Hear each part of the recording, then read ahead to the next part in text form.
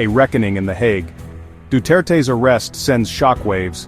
The world watched in astonishment as former Philippine President Rodrigo Duterte was apprehended in Manila.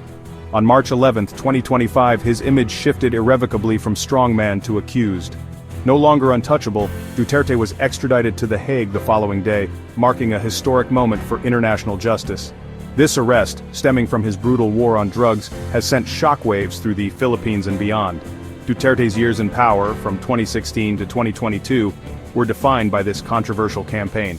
Launched with the stated aim of eradicating illegal narcotics, it quickly descended into a bloodbath.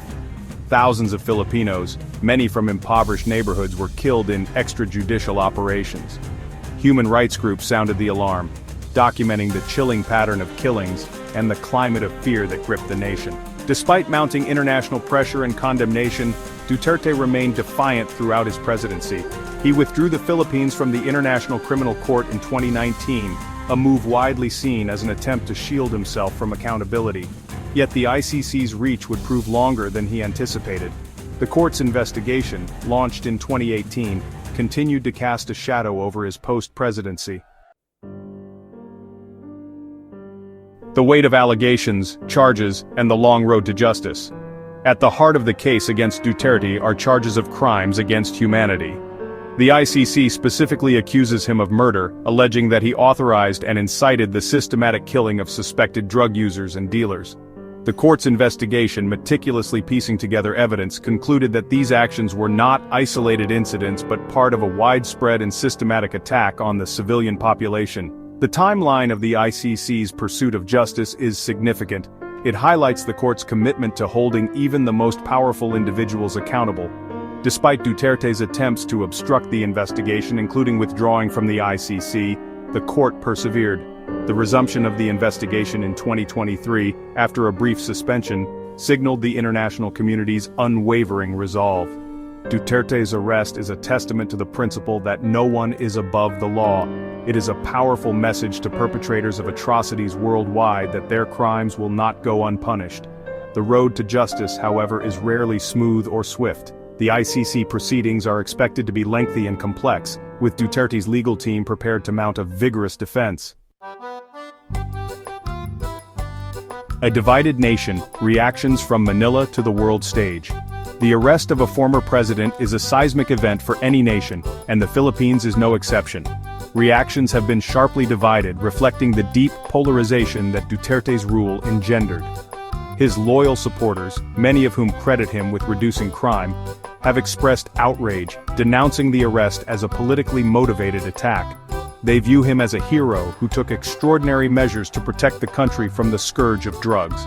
Conversely, human rights advocates, victims' families, and critics of Duterte's regime have welcomed the arrest as a long-awaited step towards accountability. They see it as a victory for the rule of law and a glimmer of hope for justice after years of impunity. The arrest has also ignited fierce debate about the legacy of the war on drugs and its devastating impact on Philippine society.